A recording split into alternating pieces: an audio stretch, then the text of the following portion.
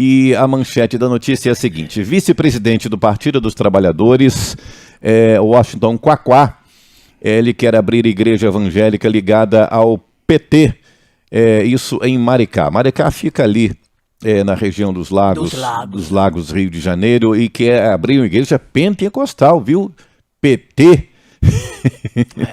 Vamos lá. A fim de se aproximar à esquerda do segmento cristão evangélico, o vice-presidente nacional do PT falou ao jornal O Globo sobre os planos do partido de abrir uma igreja pentecostal em Maricá, no Rio de Janeiro. Washington Quaquá é deputado federal eleito e foi prefeito de Maricá pelo PT por 8 anos, entre 2008 e 2016. Embora não seja evangélico, ele acredita que a abertura de uma igreja fará com que a comunicação com os evangélicos seja mais orgânica. Aspas para ele: estamos montando o estatuto da igreja e já temos até nome.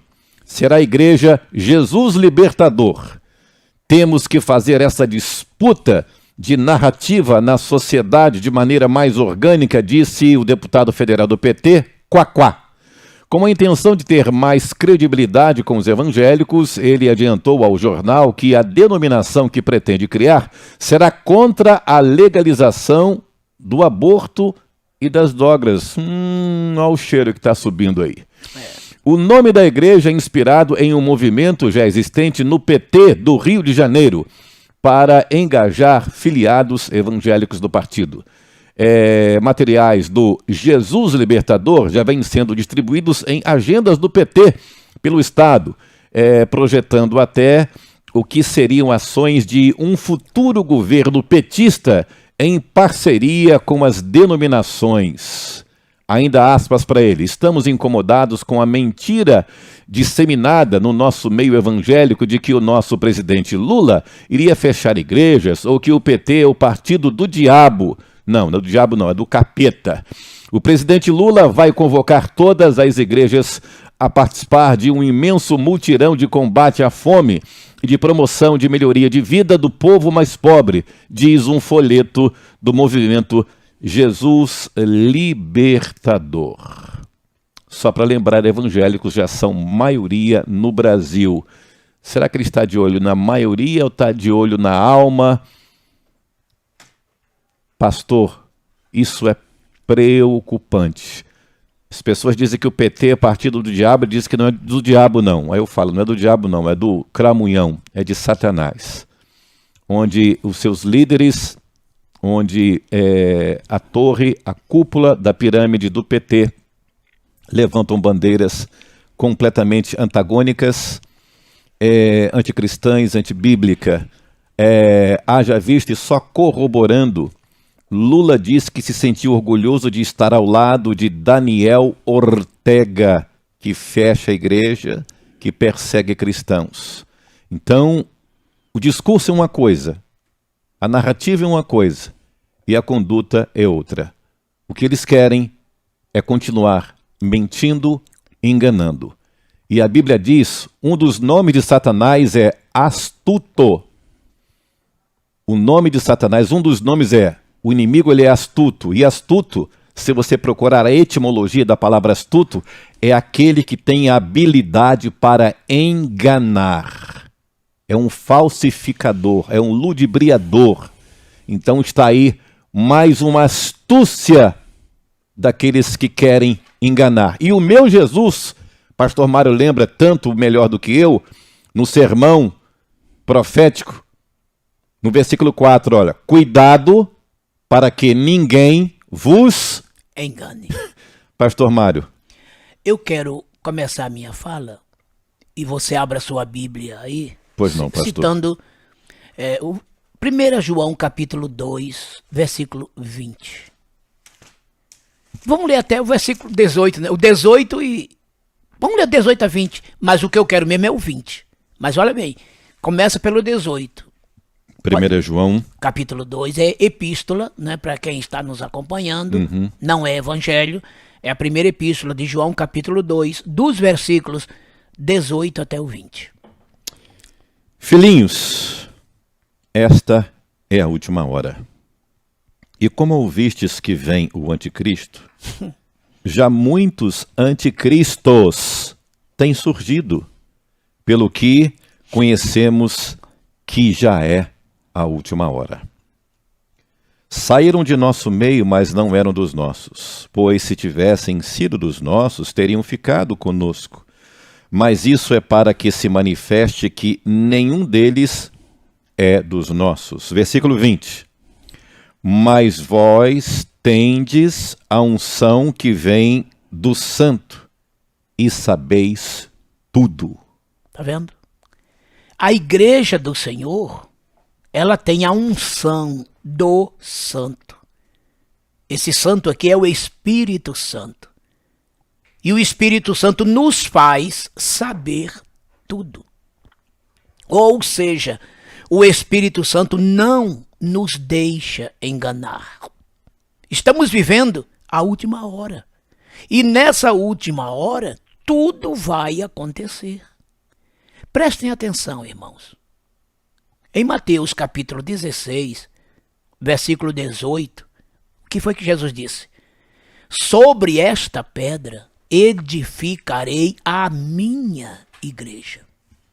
E as portas do inferno não prevalecerão contra ela. Então, quem funda a igreja é Jesus.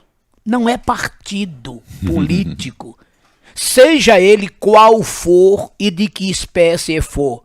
Se aparecer também um partido da direita e dizendo que vai fundar uma igreja, está errado. E olha bem, esse cidadão nem crente é.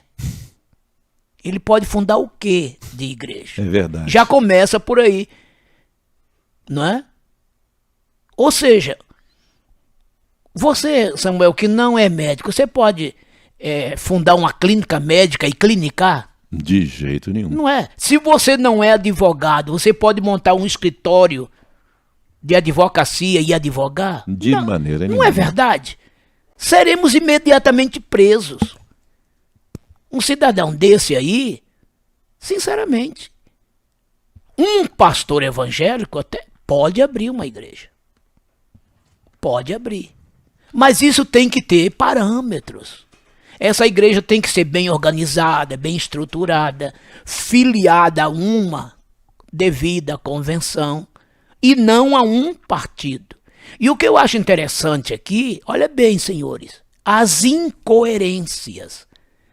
Olhem para o programa do PT e vocês verão o que lá?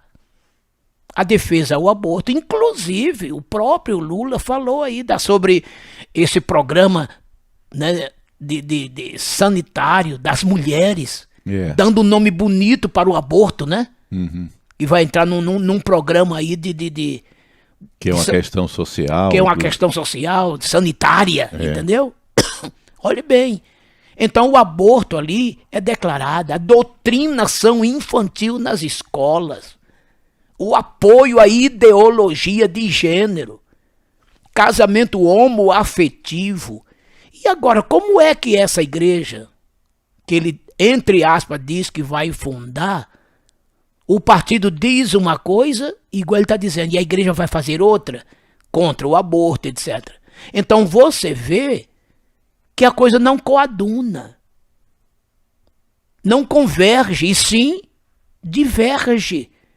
São duas coisas totalmente antagônicas. O partido defende o aborto, ele está dizendo que essa igreja não vai defender. E olha bem, Jesus Cristo libertador, libertar o quê? Do quê? Porque para eles, uma mulher que vai abortar, ela está se libertando de alguma coisa que ela não quer dentro de si. Meus irmãos, tomem cuidado. Vocês estão vendo. É o Estado também querendo se misturar com a igreja, estabelecer o Estado tomando conta de tudo, pastor Mário? Olha bem, há pouco tempo, esse cidadão, o presidente, soltou o manifesto, está aí nos vídeos para quem queira ver, da simpatia que ele tem pela China, dizendo que a China tem um partido forte, né? Um partido forte que comanda, que o Estado tem poder. E qual é o partido forte da China? É o Partido Comunista. E lá eles têm a igreja oficial deles. Então veja que essa gente está pensando que não há quem conheça a história. Então o que se vê é que o PT em tudo quer se assimilar ao partido da China e a igreja lá é obrigada a seguir os trâmites do gabinete chinês. E aqueles crentes, tem uma igreja forte e poderosa na China, clandestina, tá? Perseguida. Mas a igreja tem o seu Estado, a sua igreja estatal. Como na União Soviética também tinha sua religião estatal. Vocês se lembram que aqui no Brasil, de 1500 a 1891, a Igreja Católica ela era a igreja do Estado. Os evangélicos não tinham nem cemitério para ser sepultado. A perseguição era ferrenha. Até que em 1891, né, com as ideias brilhantes de Rui Barbosa, inclusive, foi que o Estado se tornou laico. De 1891 para cá. Veja, recente. E assim mesmo o Brasil sendo um país laico, vocês veem a influência do catolicismo no Brasil, como que é forte. Veja, os templos católicos ficam nos centros das grandes capitais, nos centros dos grandes municípios, tudo para eles é gratuito, é barato. Quando uma igreja evangélica quer edificar um templo para o povo de Deus reunir, que dificuldade para você comprar um terreno. Agora mesmo, vamos começar a construção do nosso templo. Rapaz, eu preciso de ver, pastor Samuel, a burocracia que tem com a documentação na prefeitura. Eu imagino. E olha que a igreja estabelecida ali já há 30 anos. Há 30 anos, vai para 32 anos, né? Foi de 90 para cá é a emancipação, mas ela está lá desde 88. E ainda estamos assim nessa fase de burocracia documental, tá entendendo? E outra coisa, para construir ali só com o dinheirinho dos irmãos. E você vê que no Estado o apoio é total. Vai lá em Brasília para ver onde está a Catedral de Brasília. Vai aqui em Vitória, você vê onde é que está a Catedral aqui da Arquidiocese. Então você vê que mesmo o país sendo laico, dado 391 anos, né, de permanência, ela se tornou muito forte e isso era ao redor do mundo. E olha, em países democráticos, hein? Agora vocês imaginem uma igreja estatal num domínio comunista. A coisa é muito mais ferrenha. E o que está se vendo aí é uma competição mesmo. E o que é pior? O que é pior nisso tudo? Não se assustem, essa igreja vai crescer. Sabe por quê? Porque há muitos crentes petistas. É mesmo? Tem muito, não se iluda não. Meu Deus do céu. Mas tem um exército grande. Não é pouco não. Não é pouco não. Que acredita nessas filosofias, estão nas igrejas, tá entendendo? Mesmo sabendo de tudo isto, ainda vai exercer o seu voto nessa direção e ainda mais com essa proposta aí, tá vendo? Entre aspas, não vai concordar com o aborto, etc. Você vai ver o que vai dar. Quer dizer, e olhe bem a origem, porque a grita pode ser muito grande agora, pastor Samuel, mas daqui a 15, 20, 30 anos, com essa igreja crescendo, alguém vai lembrar que quem fundou a igreja não era nem crente. Não vai lembrar. E olha quem está fundando.